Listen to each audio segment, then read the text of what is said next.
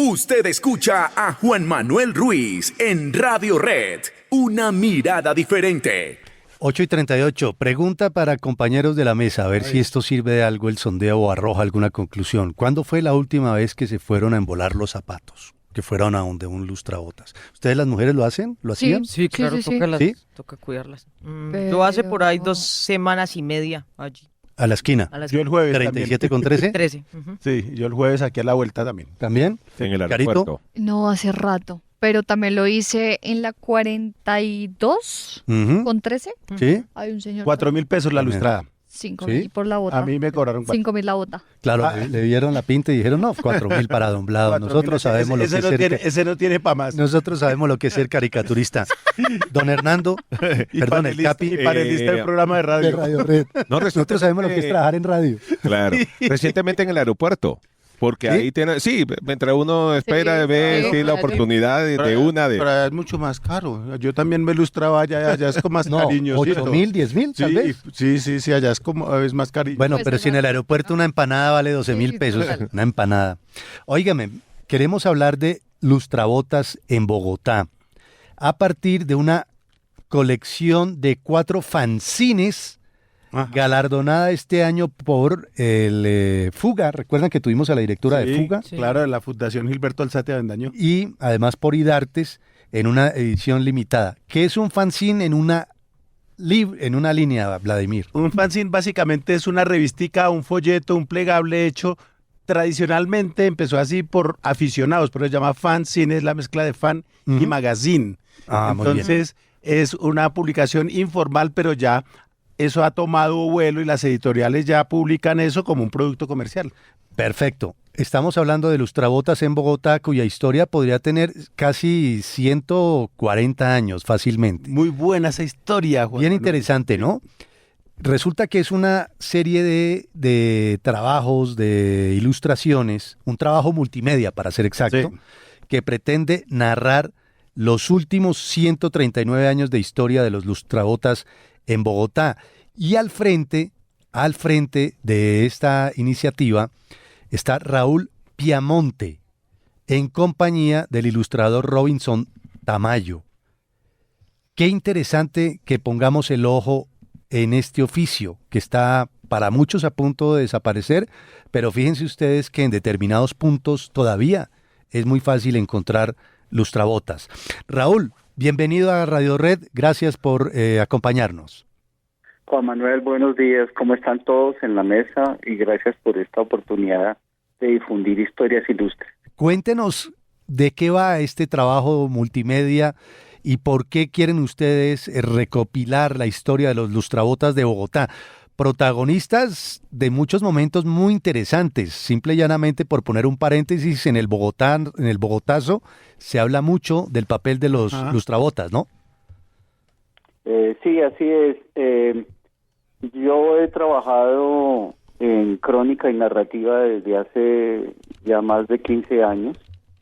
Ya había publicado con Fuga en el 2016 una crónica gráfica de los colegios del centro de la ciudad, un libro que se llama Gestos de Mala Educación, con el estupendo ilustrador Santiago Guevara. Y a raíz de un taller de narrativa gráfica de Idartes, me conocí con Robinson Tamayo, cuyo apelativo artístico es Huachis.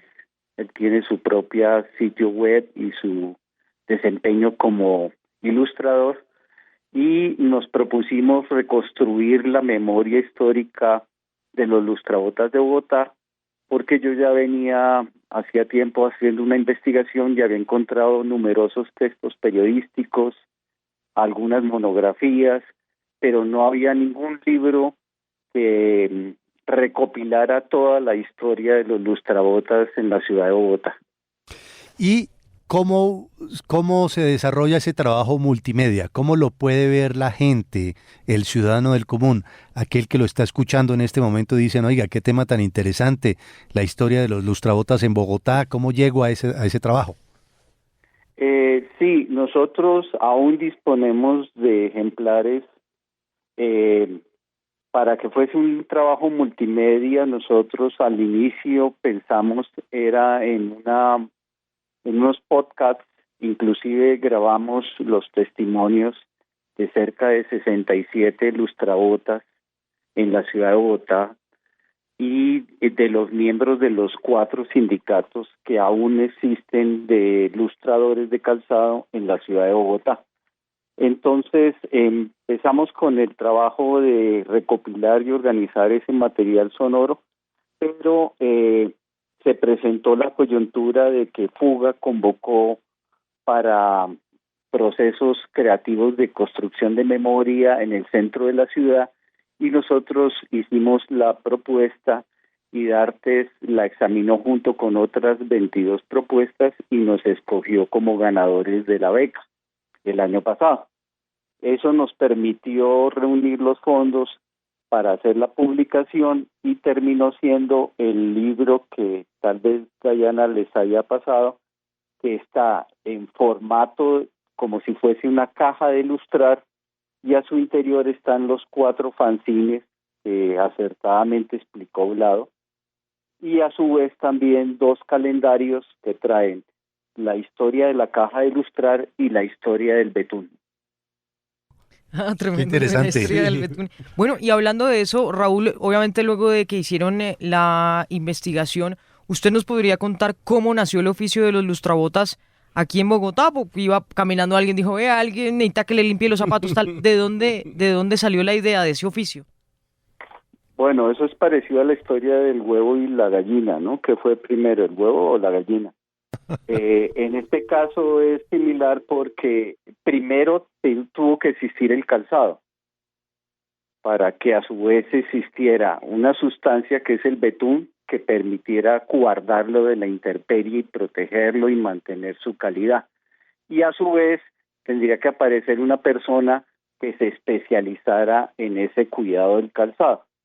Entonces, la historia universal que arrojó la pesquisa y fruto también de investigaciones que hicimos con otros colegas en el mundo, encontramos que probablemente el oficio de lustrabotas comenzó cerca de 1640, 1657 en Inglaterra y Francia, y luego se fue extendiendo en el resto del país.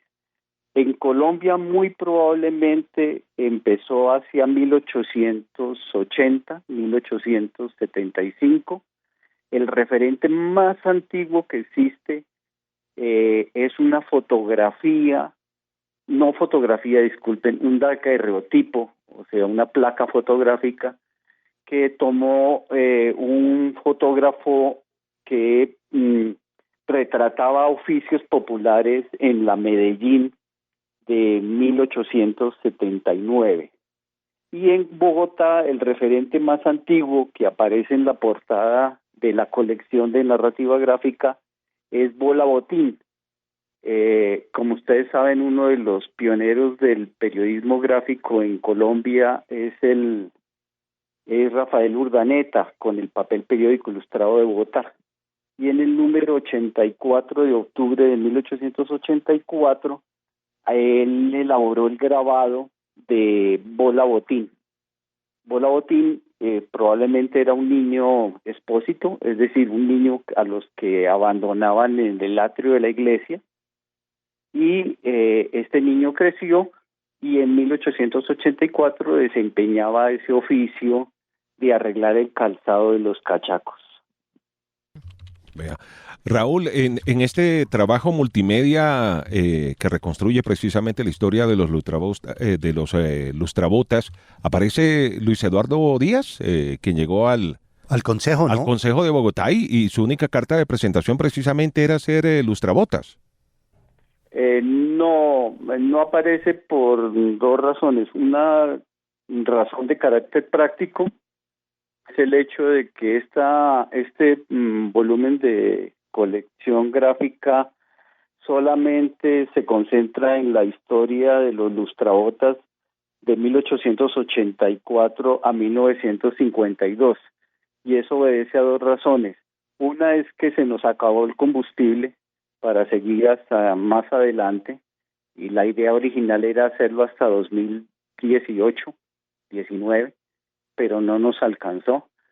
Y segundo, que la historia de Díaz sí aparece sí en el volumen de crónicas que estamos preparando, que sí abarca los testimonios de 26 lustrabotas que han trabajado en la ciudad de Bogotá entre 1934 y el 2024.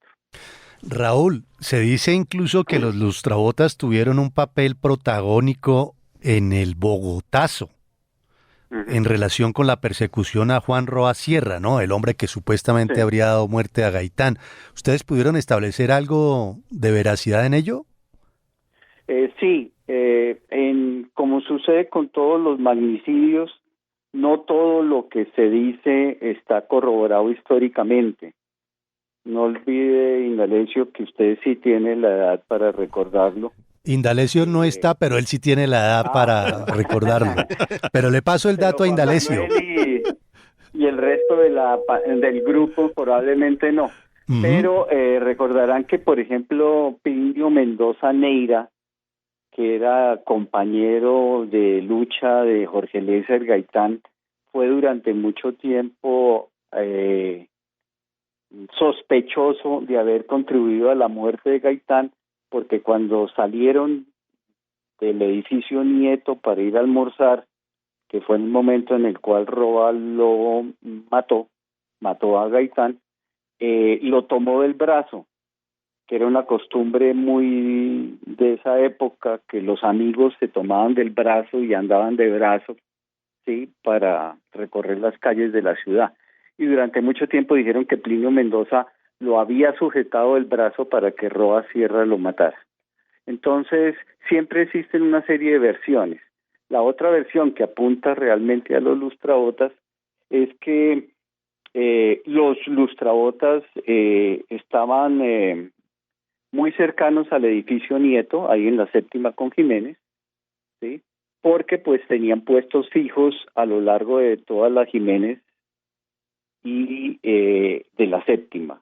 Entonces, el que fuese secretario personal de Jorge Eliezer Gaitán, un abogado también, ¿sí?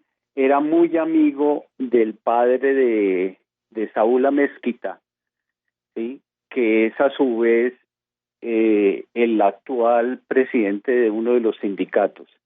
Y lo que él me contaba era que los lustrabotas no se entraron a la droguería Granada, como lo decían otras versiones, como lo recoge Alape en el día del Bogotazo, en su libro, sino que estaban tratando de impedir que entrara el resto de del pueblo a linchar a Roa.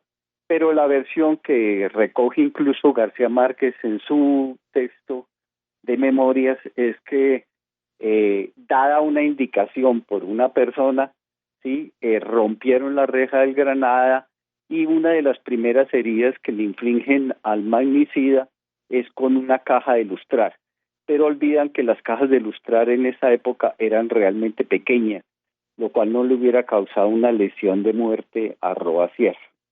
Entonces, lo que sí se sabe y lo que está comprobado es que muchos de los lustrabotas eran gaitanistas, y muchos debieron haber participado tanto en la toma de las emisoras como en los desórdenes que duraron cerca de 5 días.